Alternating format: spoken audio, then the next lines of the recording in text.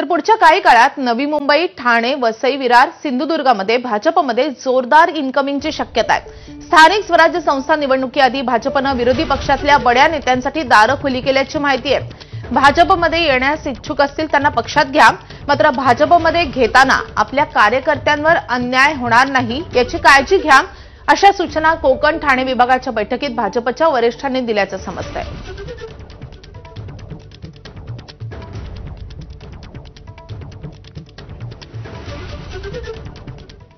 आता पुढची बातमी। ज्येष्ठ नेते शरद पवार आणि उपमुख्यमंत्री अजित पवार आज एकाच बैठकीत आमने-सामने येणार आहेत, एकत्र येणार आहेत। पुण्यातील वसंतदादा शुगर इन्स्टिट्यूटमध्ये दुपारी महत्त्वाची बैठक पार पडते।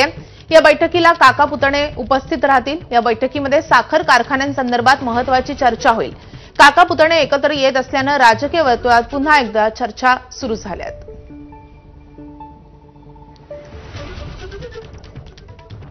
आता एक महत्त्वाची बातमी। आमदार संग्राम जगताप यांना राष्ट्रवादी काँग्रेस पक्षाकडून नोटीस बजावण्यात आलेली आहे।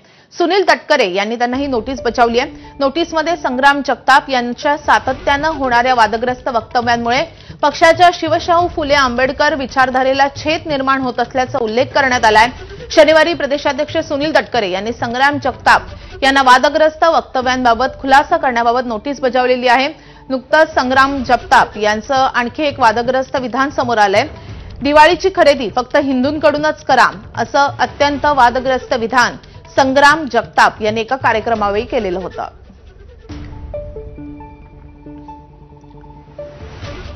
तर वादग्रस्त वक्तव्य करणाऱ्या संग्राम जगताप यांची हकालपट्टी करा, अशी मागणी खासदार सुप्रिया सुळे यांनी केली आहे। केवळ नोटीस देऊन काहीही होणार नाही, असं देखील सुप्रिया सुळे म्हणाल्या। नुसती नोटीस देऊन होणार नाही, पक्षातून काढून टाकायला पाहिजे। कोणीही व्यक्ती जर समाजात तेढ निर्माण करून महाराष्ट्राच्या विरोधात आणि देशाच्या संविधानाच्या विरोधात काम करत असेल तर अशा व्यक्तीवर स्ट्रॉंग ऍक्शन झाली पाहिजे। आता नाशिकमधून महत्त्वाची बातमी आहे।